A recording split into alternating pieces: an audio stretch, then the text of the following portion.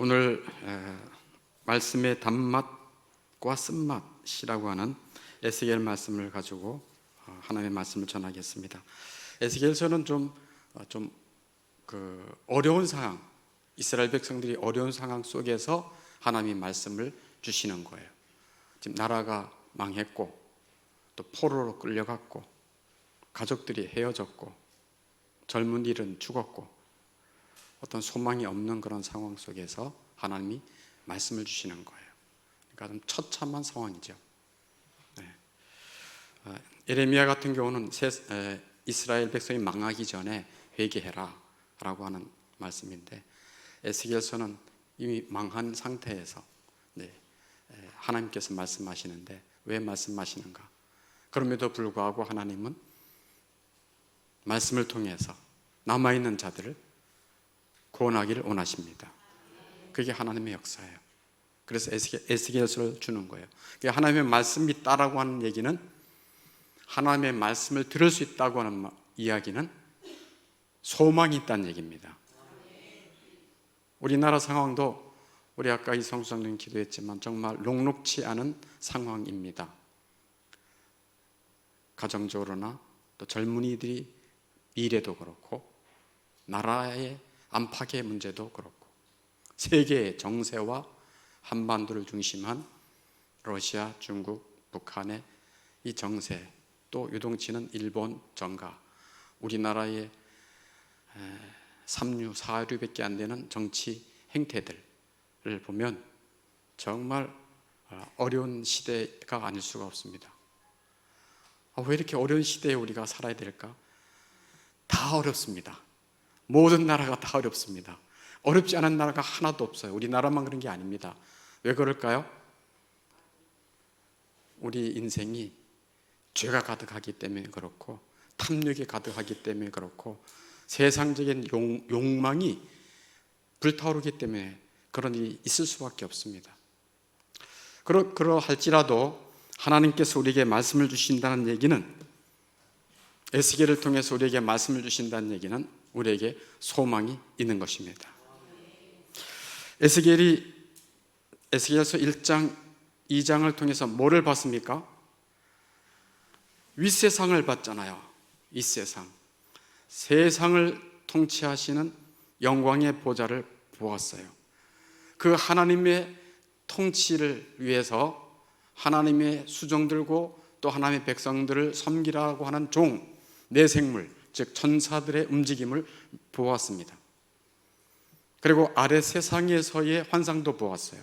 아래 세상을 보니까 천사들 옆에 바퀴가 돌아가고 그 안에 또 바퀴가 굴러가고 수십 개의 바퀴가 막 굴러가는 것입니다. 그 바퀴는 무슨 바퀴라고요? 네, 인생의 수레바퀴. 또 무슨 바퀴라고요? 역사의 수레바퀴. 그 바퀴는 누가 섭리하고 계신다고요? 하나님의 영이, 즉 하나님이 그 바퀴의 중심에 내 생물을 이끌고 있었다는 것을 에스겔서 1장에서는 정확하게 보여주고 있습니다. 그런 면에서 역사의 수레바퀴는 하나님이 이끌고 계십니다. 인생의 생사하복의 모든 수레바퀴도 하나님이 이끌고 계십니다. 왜 내 인생은 이렇게 망했나? 왜 우리 가정은 이렇게 어렵나? 나는 왜 이렇게 아파? 이런 지경에 있는가? 우리는 알 수 없는 수레바퀴가 막 이리저리 막 엉키고 또 엉키는 그런 모습 속에서 하나님의 뜻의 시종을 전혀 알 수 없습니다만은 하나님이 이끌고 계십니다. 누가 인생의 수레바퀴를 인도하고 계신다고요?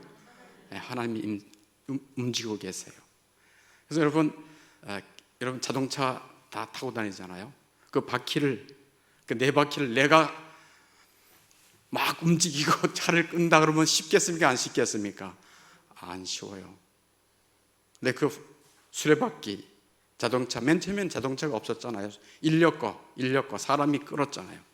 그러다 나중에는 바퀴를 이제 기계의 힘으로 굴러서 내가 편안하게 가는데, 우리는 자동차를 탈 때마다 이 바퀴는 내가 움직이는 것이 아니다. 이 바퀴를 이끌고 계시는 섭리의 하나님을 믿어야 할 것입니다. 자동차 탈 때마다 생각해야 돼요. 모든 만물을 볼 때마다 하나님을 생각하도록 하나님은 디자인하셨어요. 하늘의 태양을 보면서 하나님의 영광을 드러내는구나. 그 광활한 우주와 궁창을 보면서 하나님의 영광을 나타내고, 할렐루야, 달을 보면서 궁창의 확실한 증인인 달같이 너희들을 영원히 경고하게 하리라. 그런 말씀들을 생각해야 돼요. 무지개가 뜨는 걸 보면서 우와, 쌍무지개가 뜨는 걸 보면서 우와, 그냥 와만 나는 게 아니라, 하나님께서 세상이 죄가 간영할 때 노아 방주를 통해서, 노아 홍수를 통해서 세상을 심판하셨는데, 그 죽은 시체들이 너무 처참하고 이 세상이 너무 추하여 이제는 세상을 심판할 때는 물로 심판하지 않을 거다라고 하는 약속이 레인보우입니다. 무지개입니다. 그 하나님을 기억하는 거예요. 그러니까 시시때때로 기억해야 돼요. 잠자면서도 내가 죽는구나. 아침에 일어나면서 이렇게 영광의 아침을 맞이하겠구나. 누구의 은혜로? 하나님의 은혜로. 그것을 아침 저녁으로 생각하며 하나님을 바라보고 섬기도록 하나님은 디자인하신 것입니다. 에스겔이 왜 복받은 사람이게요? 이 하나님께서 환상으로 하나님의 나라를 보여줬고 이 땅에 있어진 모든 일들을 보여줬기 때문에 그에게는 소망이 있었던 것입니다. 오늘 하나님의 말씀을 들으면서 회개가 있기를 바랍니다. 믿음이 생겨나기를 바랍니다. 하늘의 소망, 즉 영생의 소망이 불듯 일어나기를 주의 이름으로 축원합니다. 하나님의 백성이라면, 구원받은 백성이라면 하나님의 뜻대로 순종하며 사는 것이 가장 아름답습니다. 아니, 구원 백성이 아니라도요, 잘 들어보세요. 이 세상의 피조물, 즉 하나님의 형상으로 지음받은 사람이 하나님이 피조하신 목적대로 살아갈 때 그 사람은 아름답습니다. 하나님께 영광입니다. 그러나 하나님이 뜻하신 대로 목적대로 살지 않고 자기의 욕망대로 살면 하나님께는 모독이고 자기 영혼은 스스로 파괴하는 꼴입니다. 스스로 비천해지고 가장 초라한 인생이 됩니다. 하나님이 지으신 목적대로 살아갈 때 그 영혼은 세상에 이런 것 저런 것 따지지 않고 무슨 권력이 있든 돈이 많든 적든 관계없이 하나님이 지으신 목적대로 살아갈 때 그 사람은 존귀합니다. 하나님이 칭찬하세요. 내 영광이다. 나의 명예다. 나의 기쁨이다. 보배롭다. 이렇게 하나님이 말씀해 주세요.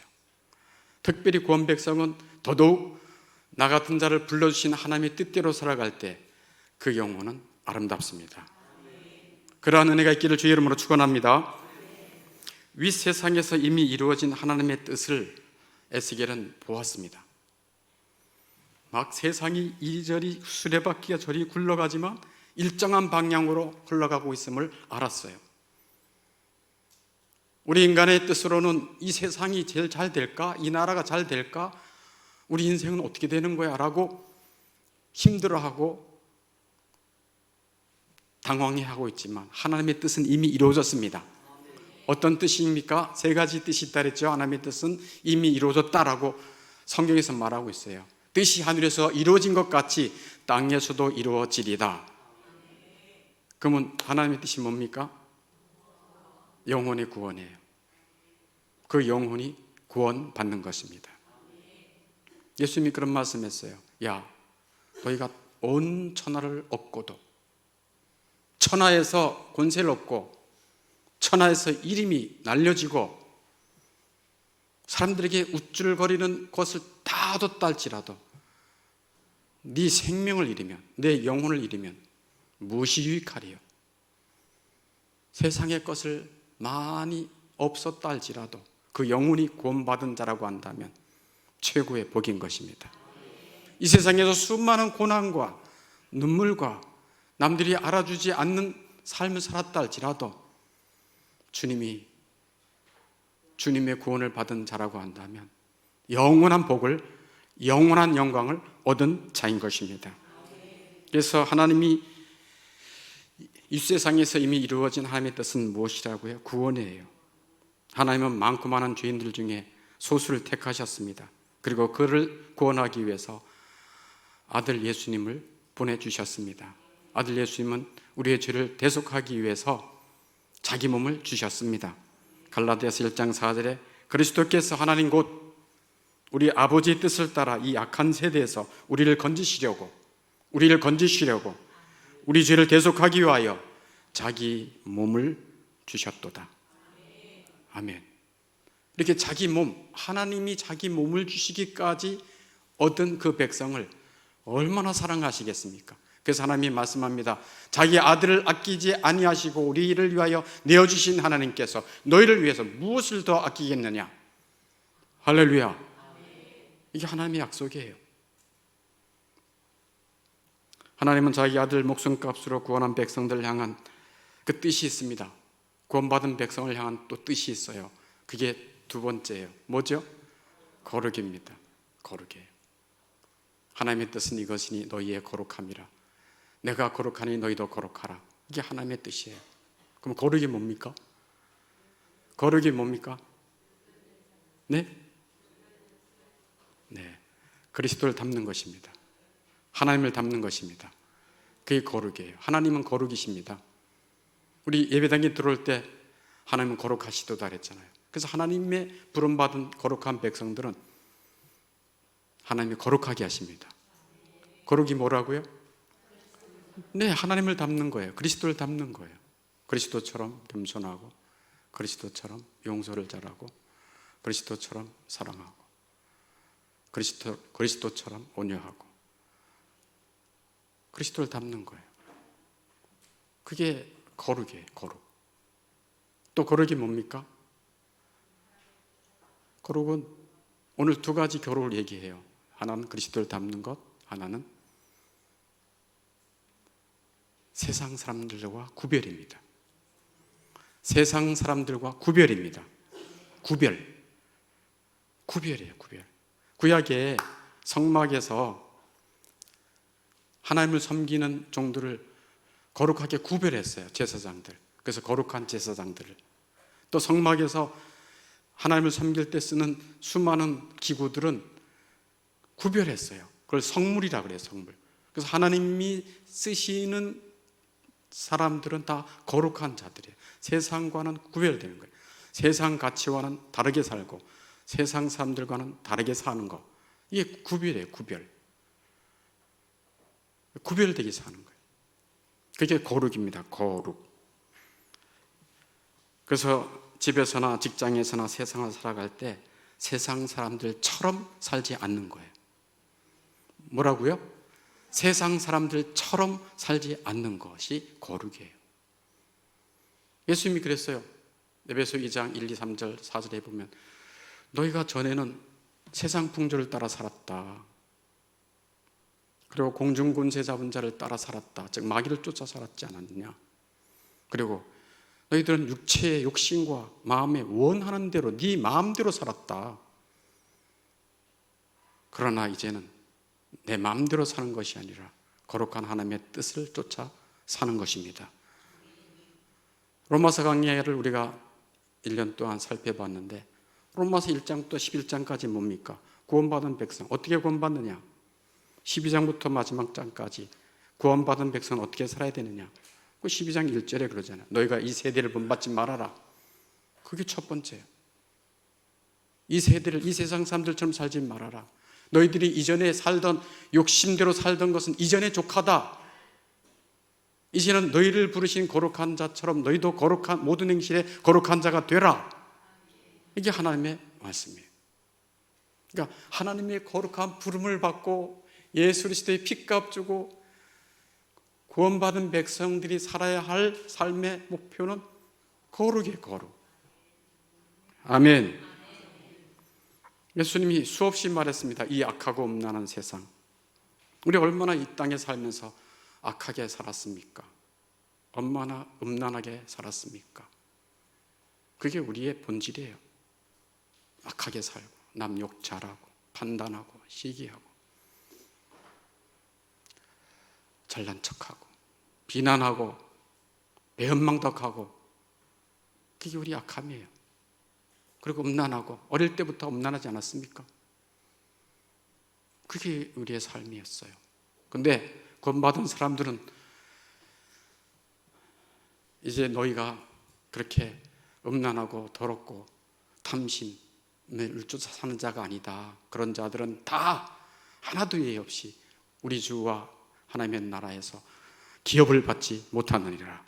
그런 자는 천국에 들어갈 수도 없는 자라고 정확하게 말씀하고 계세요. 그래서 너희들은 이제 악하고 음란한 세상에서 세상 사람들처럼 음란하고 더럽고 정욕적으로 살아가지 않게 내가 너희를 구별했다. 그러므로 너희는 거룩하게 살아라. 그게 하나님의 뜻이라니까요. 그래서 거룩이에요, 거룩. 성경 말씀을 두 개만 볼까요? 에베소서 5장 5절 같이 읽겠습니다. 시작. 너희도 정녕 이것을 알거니와 음행하는 자나 더러운 자나 탐하는 자 곧 우상 숭배하는 자는 다 그리스도와 하나님의 나라에서 기업을 얻지 못하리니. 아멘. 하나님의 정확한 말씀이에요. 우리는 이런 자들이었다니까요. 음행하는 자였고 더러운 자였고 탐하는 자였어요. 제가 요즘 기독교 강요를 다시 한번 또 쭉 이렇게 읽고 있는데요. 제 1장이 하나님을 아는 지식이고 2장이 인간을 아는 지식이에요. 인간을 아는 지식에서 뭐라 그런 줄 아세요? 갈비. 인간을 한마디로 인간은 본질적으로 탐욕적이다. 그렇게 말해요. 인간은 본질적으로 뭐하다고요? 탐욕적이다. 온갖 탐욕을 만들어낸다. 계속 만들어내는 거예요. 그게 인간의 본질이라는 거예요. 이런 자들은 우상 숭배하는 자인데 어디에 들어갈 수 없다? 천국에 들어갈 수 없다라고 말합니다. 베드로전서 베드로 사도도 말씀해요. 베드로 사도, 지금은 사도 바울에 통한 하나님의 말씀이고 사도 베드로를 통한 하나님의 말씀을 볼까요? 1장 베드로전서 1장 14절 15절 시작. 너희가 순종하는 자식처럼 전에 알지 못할 때에 따르던 너희 사욕을 본받지 말고 오직 너희를 부르신 거룩한 이처럼 너희도 모든 행실에 뭐가 되라? 거룩한 자가 되라. 네, 거룩한 자가 되라. 이렇게 구원받은 백성들에게 하나님이 원하시는 뜻은 정확하게 뭐라고요? 거룩이에요. 구원하면 거룩이에요. 거룩. 그래서 하나님은 항상 하나님의 말씀을 주십니다. 진리로 우리를 거룩하게 하옵소서. 그래서 하나님의 말씀을 날마다 듣는 거예요. 왜? 우리가 날마다 세상에 나가거나 보거나 그러면 더러워지잖아요. 근데 진리의 말씀이 이 세상에서 모든 것이 다 더러운데 순결하고 깨끗한 것은 하나밖에 없어요. 그것은 은도가니에 7번 단련한 하나님의 말씀입니다. 그 말씀이 우리를 정결하게 할 수밖에 없어요. 그래서 진리로 우리를 거룩하게 하옵소서. 하나님의 말씀을 들을 때 우리가 맞아 내가 그렇지 하고 회개하게 하고 주여 저를 씻어 주옵소서. 우리의 몸을 씻는 것은 물만 있으면 돼요. 비누 있고. 그죠? 근데 보이지 않는 우리의 마음을 씻는 것은 오직 주의 보혈입니다. 오직 주의 말씀입니다. 그래서 주의 말씀을 들을 때 그 영혼이 점점 거룩해지는 거예요. 그래서 하나님은 택한 하나님의 백성들에게 뭐를 주십니까? 말씀을 주세요. 말씀을 주시고 거룩하게 살도록 하십니다. 그래서 말씀에 일반적으로 하나님의 말씀을 통해서 가장 먼저 하는 일은 구원해 주시죠. 그죠? 그 구원을 거듭나게 한다. 그 영혼을 거듭나게 하는데 베드로전서 1장 23절에 보면 이런 말씀을 주세요. 너희가 거듭난 것은 썩어질 씨로 된 것이 아니요 썩지 아니할 씨로 된 것이니 항상 있고 살아있는 뭐로 된 것이라? 하나님의 말씀으로 된 것이라. 아멘. 하나님의 말씀을 들을 때 목사님, 우리는 성경 지식을 이렇게 알아요. 목사님, 근데 예수님이 너희가 거듭나지 아니하면 하나님 나라 갈 수 없다, 하나님 나라 볼 수 없다 했는데, 그때 성령으로 거듭나야 된다고 했는데 여기는 왜 말씀으로 거듭나게? 너희가 거듭난 것은 항상 있고 살아있는 하나님의 말씀으로 된 것이니라 라고 말씀하십니까? 하고 물어볼 수 있어요. 네, 그것은 하나님은 말씀을 복음의 말씀을 증거할 때 성령께서 그 말씀을 통해 성령께서 그 영혼을 거듭나게 하십니다. 그게 하나님의 구원의 역사예요. 그게 하나님의 구원의 역사예요. 그래서 거듭난 영혼, 즉 구원받은 영혼은 무엇을 사모해요? 거룩을 사모합니다.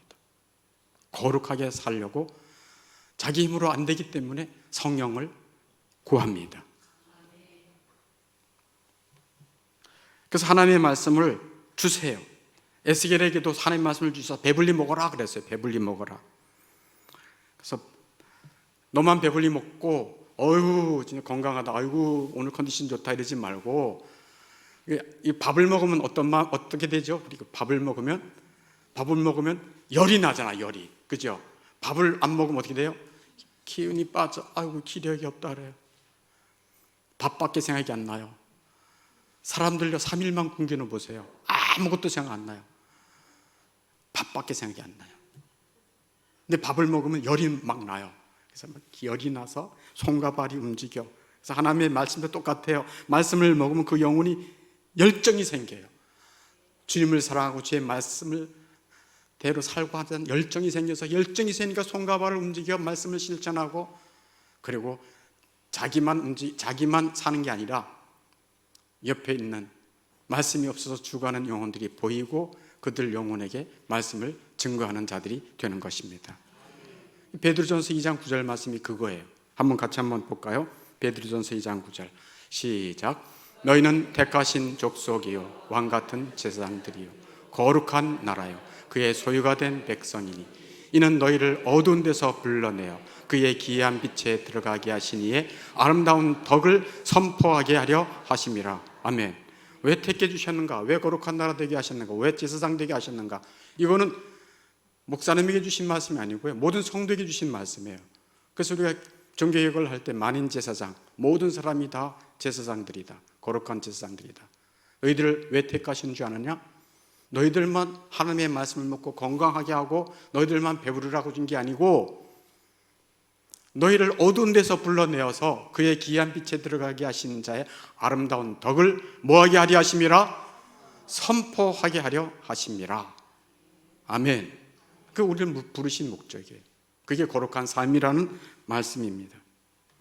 그래서 하나님은 하나님의 종 에스겔에게 말씀을 먹으라고 명하십니다. 말씀을 먹으라. 에스겔 3장 1절에 한번 봅시다. 3장 1절 같이 한번 읽어보겠습니다. 성경 다 펴놓고 한번 보세요. 성경을 3장 1절부터 4절까지만 읽었지만 오늘 성경 본문은 15절까지의 내용을 다 이렇게 두루 살펴볼 예정이에요. 1절, 에스겔 3장 1절을 같이 읽겠습니다. 시작. 또 그가 내게 이르시되 인자야 너는 발견한 것을 먹어라. 너는 이 두루마리를 먹고 가서 이스라엘 족속에게 말하라 하시기로. 아멘. 왜 하나님께서 하나님의 백성들에게 항상 말씀을 먹이시고 그 영혼을 윤택하게 하고 힘을 주게 하고 소망을 주게 하는가? 그 영혼만 사랑해서? No, 그렇지 않아요.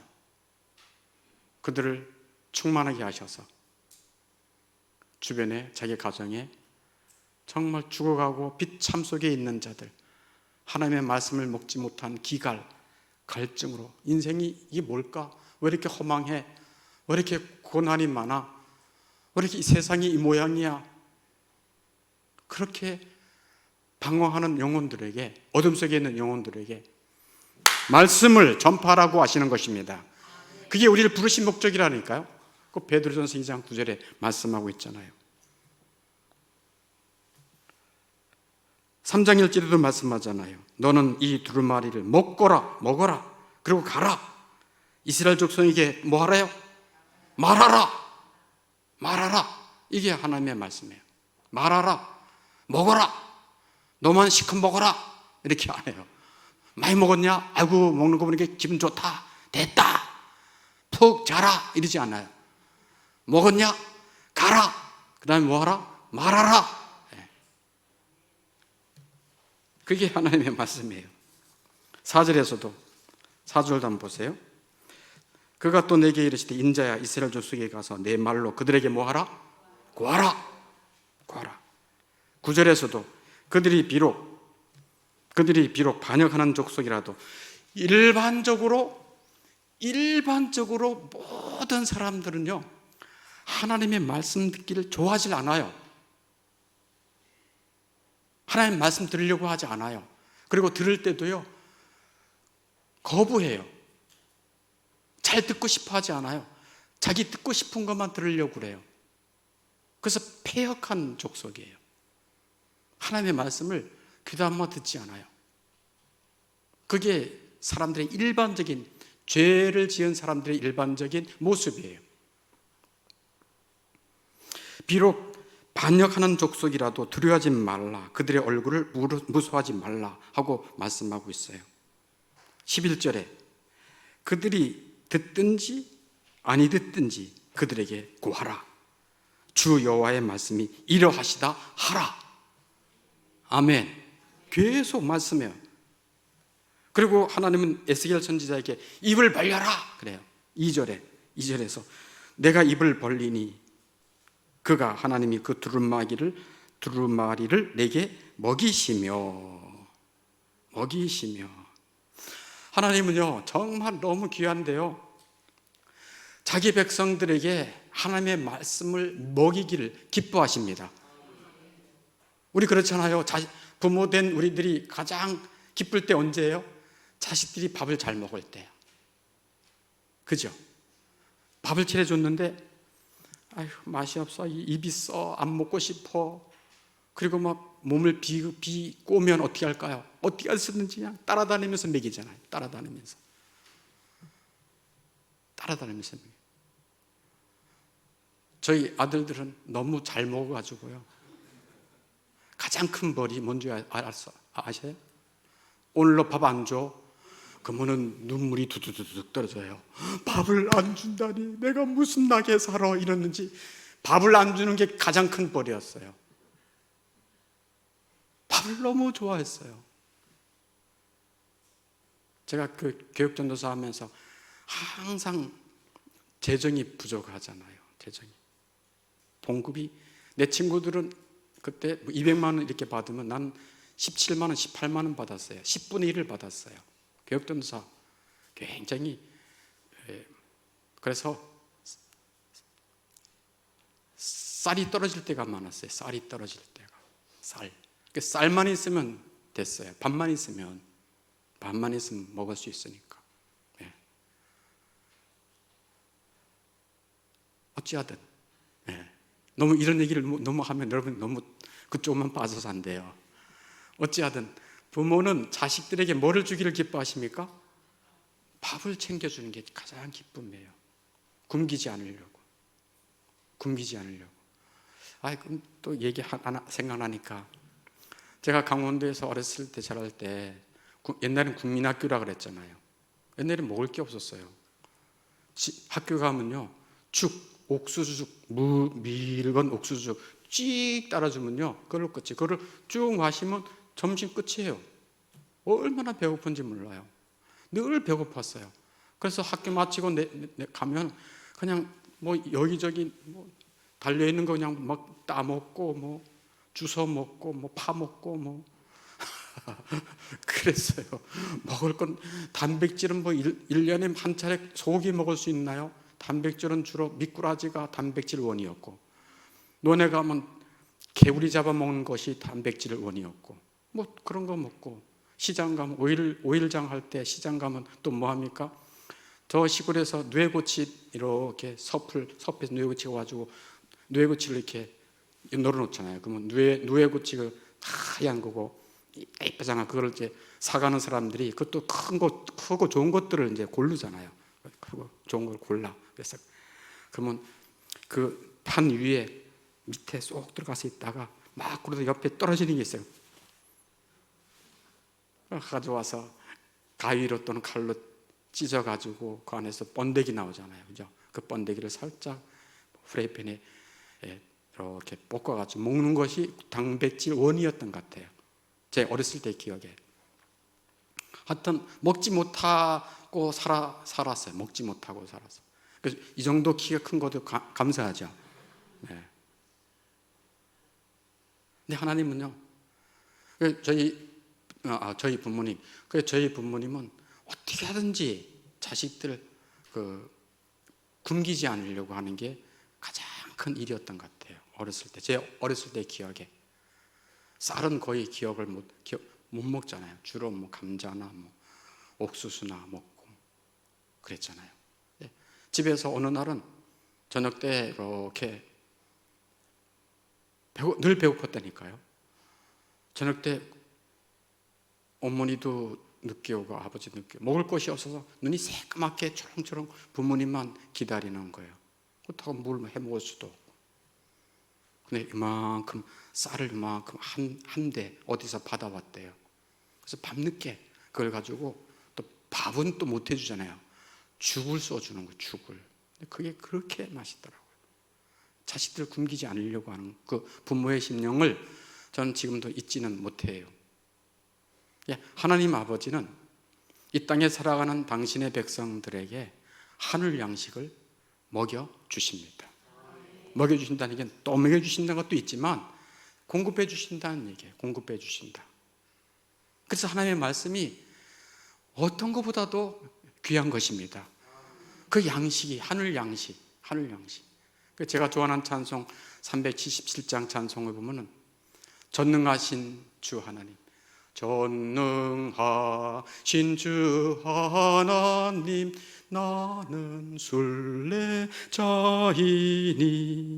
나는 비심이 연약해도 주는 강하옵니다. 하늘 양식 먹여주시옵소서.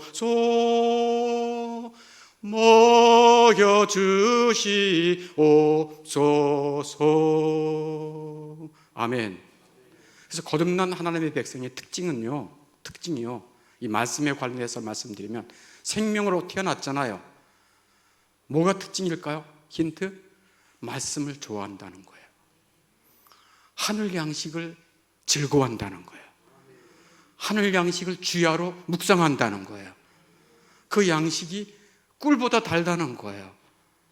그게 시편 119편에 있는 말씀이에요. 근데 난 하나님의 말씀을 별로 안 좋아해. 안 먹어도 잘 사는 것 같아. 그러면 그 영혼이 거듭났나? 난 하나님의 구원 백성인가? 좀 의심해 보셔야 돼요. 왜? 하나님의 말씀 먹지 않아도 잘 먹고 잘 사니까 그 영혼이 혹시 죽은 영혼 아니야? 아기로 태어났으면 엄마 젖을 먹기를 탐하지요. 그리고 좀 자라면 단단한 음식을 좋아하죠. 더 깊은 진리, 더 영광스러운 하나님에 대한, 예수님에 대한 비밀을 알기를 원하죠. 그러니까 점점 더 하나님의 말씀을 사랑하게 되어 있는 것입니다. 그게 특징이에요. 생명이 있는 영혼, 거듭난 영혼의 특징은 그거예요. 그래서 하나님의 말씀을 좋아하는 거예요. 들을 때 너무 맛있는 거예요. 더 알고 싶다는 거예요.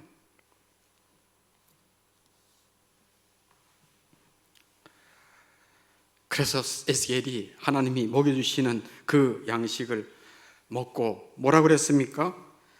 3절에 보니까 이 두루마리를 내 배에 넣으며 내 창자에 채우라. 그러니까 그냥 포만감 있게 먹이는 거예요. 내가 먹으니 그것이 내 입에 뭐래요? 달기가 꿀 같더라. 달기가 꿀 같더라 그랬어요. 근데 이 에스겔 말씀은, 이 에스겔은 이 환상적인 말씀이고 계시가 담겨 있는 말씀이라서 주로 많이 계시록에서 이 말씀을 인용을 해요. 계시록 10장 9절에 보면 똑같이 이 말씀을 인용해요. 계시록 10장 9절에 이렇게 내가 전사에게 나아가, 이게 사도 요한이 이제 환상을 봤는데 천사에게 나가죠. 그러니까 작은 두루마리를 달라 한즉 천사가 이르되 갖다 먹어버려라. 사도 요한에게 갖다 먹으라고 그랬어요. 그랬더니 뭐라 그랬어요? 내 배에는 쓰지만 내 입에는 꿀같이 달리라. 이게 이 에스겔 말씀에서 인용한 말씀이에요. 그러니까 에스겔은 달다라고만 얘기하고 있는데 요한계시록은 달고 쓰다, 하나님의 말씀이 달고 쓰다는 것을 말씀하고 있어요. 이게 계시록 10장 9절 말씀이거든요. 그러니까 사도 요한에게 이 세상의 마지막 종말의 환상을 보여주면서 말씀을 받아 먹으라. 내 배는 달고 내 배는 쓸 거야 라고 말하면서 계시록 10장 다음에 11장 네가 두 증인, 교회는 두 증인이야, 두 감람나무야. 교회의 선교적 사명, 교회의 말씀 전파적인 사명을 11장에 말씀할 때 그 말씀을 감당하기 위해서 10장에서 말씀을 하나님이 사도 요한에게 먹여주시는 것입니다. 그러니까 마지막 종말 때의 세상이 어떻습니까? 세상이 난리도 아니라니까요. 전쟁의 소문, 자연 재앙들, 사람들의 악은 점점 더 세지고 사람들의 사랑은 식어지고, 이런 종말의 때에 너는 가서 말씀을 전해라. 그들의 이 어두운 때에, 이 혼란기 때에 너가 그들의 말씀을 전해라. 그들이 이 말씀을 듣고 회개하고 돌아올 때 구원이 임할 것이다. 교회는 두 증인으로서, 이 계시록 11장이에요. 여러분 기억하기 좋게 두 증인, 그러니까 1이잖아. 그러니까 계시록 11장을 기억하라는 얘기예요. 몇 장이라고요? 11장을 기억하라는 얘기예요. 두 증인으로서 교회의 사명이 뭐다? 복음 전파의 사명, 선교적인 사명을 끝까지 감당해라. 그 감당하기 전에 뭐를 먹여주시는 거예요? 말씀을 먹여주시는 거예요. 에스겔도 똑같아요. 말씀을 이스라엘 백성이 가서 구하라 하기 전에 뭐를 먹여주시는 거예요? 말씀을 뱃속 깊게 채워서 많이 먹여주시는 거예요. 왜 우리에게 말씀을 먹여주시는가? 왜 하나님의 말씀을 가까이 하는가? 나만 풍성하라고? 욕심쟁이. 예수 믿는 자들은 그런 욕심쟁이가 아닙니다. 자기만의 영혼을 유하지 않아요. 주께서 내 영혼을 위해 주셨듯이 내 영혼은 이제 다른 영혼의 구원을 위해서 희생하는 것입니다. 섬기는 것입니다. 말씀을 증거하는 것입니다. 손발을 열심히 움직이는 거예요. 이게 하나님이 원하시는 뜻이라니까요. 요즘 저는 신문을 아직 봅니다. 네. 신문을 아직 봐요. 그런데 지난주에 신문에 그 큰 신문에 한 면이 다 이런 내용으로 적혀 있었어요. 우리나라 40대의 현실 이러면서, 우리나라 40대, 30대 말에서 40대 현실. 두 사람이 엄마 아빠가 두 젊은이가 이게 맞벌이 하다가 한쪽이 어떤 이유에서든지 간에 맞벌이를 하지 못할 때 그 가정이 갑자기 경제적인 타격을 받는다는 거예요. 그래서 부부 갈등이 오고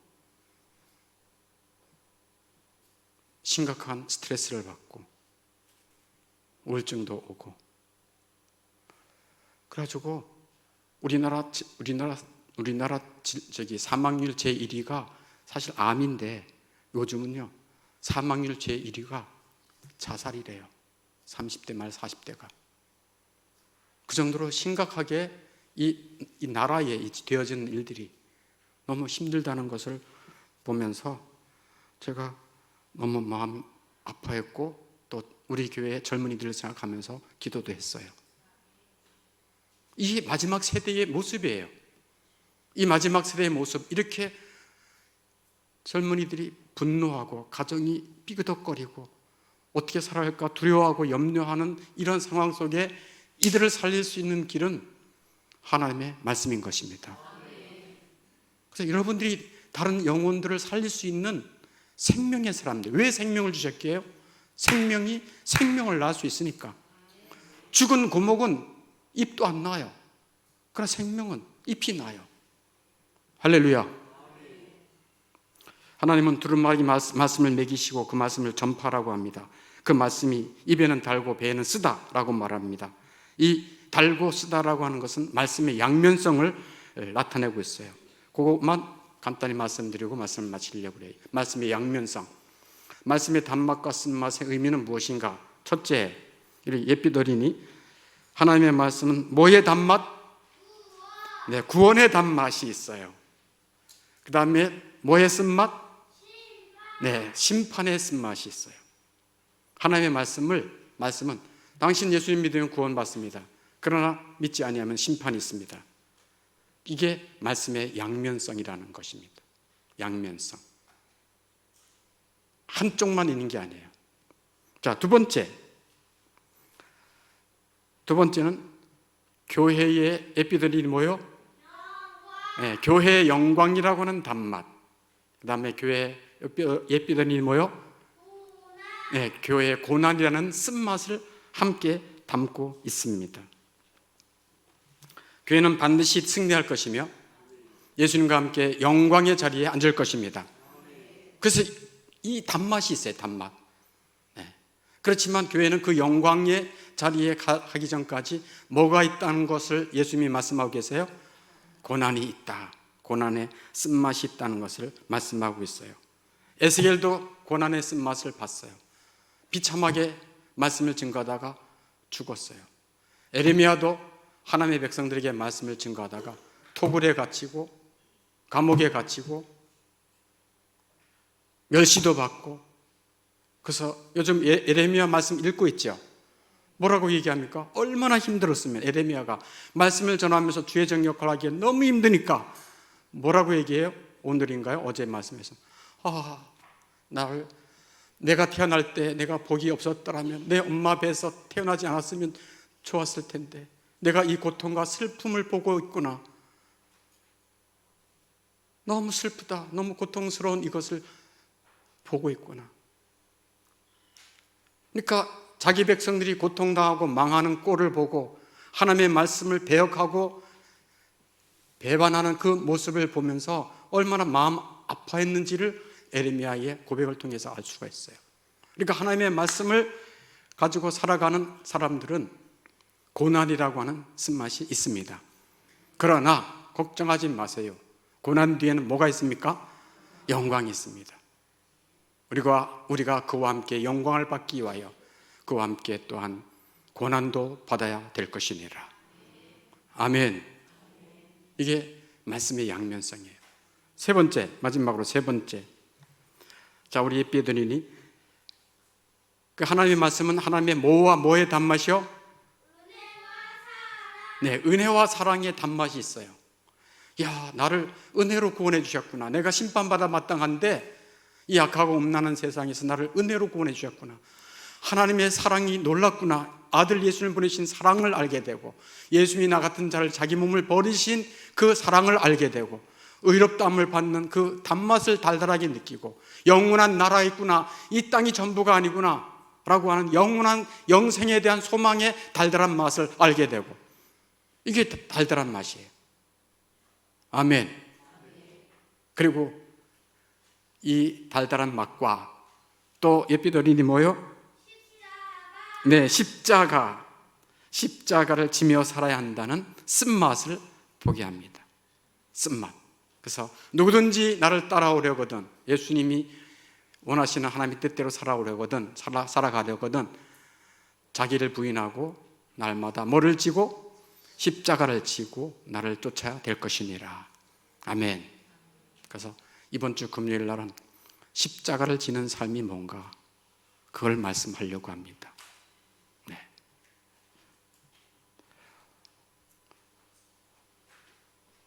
십자가를 지는 삶이 뭘까 궁금하시면 오시면 되겠습니다. 그러나 여러분 별로 관심이 없다는 거 제가 잘 알아요. 네. 그것도 알아요. 네. 그것도 알지만 어떻게 하겠습니까? 그게 사람인 걸 어떻게 하겠어요? 내 뜻대로 안 돼요. 내 마음대로 안 돼요. 그러나 제가 바라기는 하나님께서 여러분의 심령에 은혜 주시기를 바랍니다. 생명의 은혜가 있는 자는 하나님의 말씀을 사랑합니다. 하나님의 말씀의 자리를 사모합니다. 그게 생명이 있다는 증거예요. 증거. 그리고 생명이 있는 영혼으로 태어나잖아요. 아기가 태어났어. 그럼 잘 먹고 그 다음에 뭐 하죠? 태어나자마자 뭐 하죠? 말을 배우죠. 옹알이를 시작해요. 하나님을 믿고 하나님에 대해서 눈이 열린 자는 하나님과의 교제를 즐거워합니다. 그게 호흡이거든요. 그것이 자기 영혼의 만족이 되거든요. 그것이 그 영혼을 살리는 길이거든요. 이 땅에서 내 힘으로 안 되는 모든 일에 전능하신 아버지께 아뢰 수 있는 유일한 통로가 되거든요. 그러니 기도를 얼마나 소중히 여기겠습니까? 그게 생명이 있는 자의 아주 두드러진 특징이에요. 말씀을 좋아하고 먹기를 좋아한다. 기도하여 하나님과 교제가 열린다. 아멘. 결론입니다. 결론을 여러분 구약예배 시트에 적어놨죠. 성도는 거룩한 제사장들이다. 아멘입니까? 이들은 하나님의 말씀을 먹고 뜨거운 가슴을 가지게 되고 손발로 말씀을 실천하며 말씀을 전파하는 사명을 감당하도록 하나님이 특별히 구별하셨다. 하나님이 특별히 구별하셨다. 이게 하나님의 말씀이에요. 특별히 구별하신 거예요. 특별히 구별하신 거예요. 나 같은 자 가만 내비두면 내 욕망에 젖어서 그 욕망을 세상에서 펼쳐보려고 안간힘을 쓰다가 건불처럼 아무도 알아주지 않게 세상에 처박힐 그런 건불이었는데 하나님이 택해 주셔서 영광스럽게 택해 주셔서 구별해 주셨다고 하는 것은 최고의 은혜인 것입니다. 예수님을 믿으면 구원받는다는 단맛과 예수님을 믿지 아니하면 심판받는다는 쓴맛을 하나님의 말씀을 전해야 될 것입니다. 이 말씀을 전할 때 세상의 반응은 두 가지예요. 회개하고 돌아와 예수를 믿는가 하면 또 한 사람은 회개하지 않을 뿐 아니라 욕하고 박해하고 핍박합니다. 이게 딱 두 가지로 반응이 나오고 있어요. 그렇지만 걱정하지 마세요. 에스겔에게 하나님의 말씀을 주실 때 하나님께서 그냥 너희 힘으로 해라 하고 하지 않았어요. 제가 이 말씀을 보면서 정말 너무 깜짝 놀란 게 있어요. 그게 뭔가 하면 이렇게 하나님의 말씀 특별히 구별한 하나님의 백성들에게 그냥 보내시지 않는구나. 첫째가 9절에 보면 말이죠. 너의 이마를 화석보다 굳은 금강석같이 하셨다. 이렇게 말해요. 그러니까 에스겔의 얼굴을 완전히 금강석처럼 단단하게 만들었다는 거예요. 무슨 소리예요? 누가 뭐라 그래도 사람들 두려워하지 않고 그들의 표정에 굴하지 않고 그들의 말에 떨지 않고 무서워하지 않게 단단하게 하셨다는 거예요. 뭐와 같이요? 금강석이 뭐예요? 금강석은 다이아몬드의 원석이에요. 다이아몬드를 가공하기 전에 원석이 금강석이에요. 금강석은 하나님이 만드신 모든 자연 만물 가운데 가장 단단한 물질이 금강석이에요. 그러니까 하나님이 하나님의 말씀을 증거하는 종에게 어떻게 하셨다는 얘기예요? 얼굴을 이마를 완전 단단하게 누가 뭐라고 이래도 웃고 욕을 해도 하나도 그것이 나를 해치지 못하는 거예요. 할렐루야. 넌 이 말씀 보면서요, 너무 놀랐습니다. 저와 여러분에게 이런 은혜를 하나님이 주실 것입니다. 또 하나, 말씀을 전파하며 살아갈 때 그냥 가라 하지 않으셨어요. 뭔지 아세요? 제가 그거 보고 또 깜짝 놀랐어요. 12절 보세요. 12절. 그때에 주의 영이 나를 들러 오르시는데 주의 영이 에스겔을 들러 올리세요. 주의 영이 함께 하셨습니다. 아멘. 하나님의 말씀을 증거할 때는요, 내 힘으로 안 돼요. 예수님도 말씀했잖아요. 성령이 너에게 임하시면 너희가 권능을 받고 하나님이 함께 하시면 아무도 두려워하지 않습니다. 죽음도 두려워하지 않습니다. 그래서 주의 영이 에스겔을 들어 올리는 거예요. 두 번이나 말하고 있어요. 14절에서도 주의 영이 나를 들어 올려 데리고 가시는데 주의 영이 함께 하십니다. 할렐루야. 이 하나님이 하시는 일이에요. 예수님이 우리들에게 마지막으로 말씀하시는 말씀이 마가복음 16장 15절 말씀입니다. 같이 읽겠습니다. 마가복음 16장 15절. 여러분 구역예배 시트에 있죠? 구역예배 시트 맨 뒤에 있죠? 네, 같이 읽겠습니다. 시작. 너희는 온 천하에 다니며 만민에게 복음을 전파하라. 믿고 세례를 받는 사람은 구원을 얻을 것이요 믿지 않는 사람은 정죄를 받으리라. 심판을 받으리라. 여기도 말씀의 양면성, 단맛과 쓴맛을 그대로 다 증거하라고 말합니다. 우리 함께 찬양하겠습니다.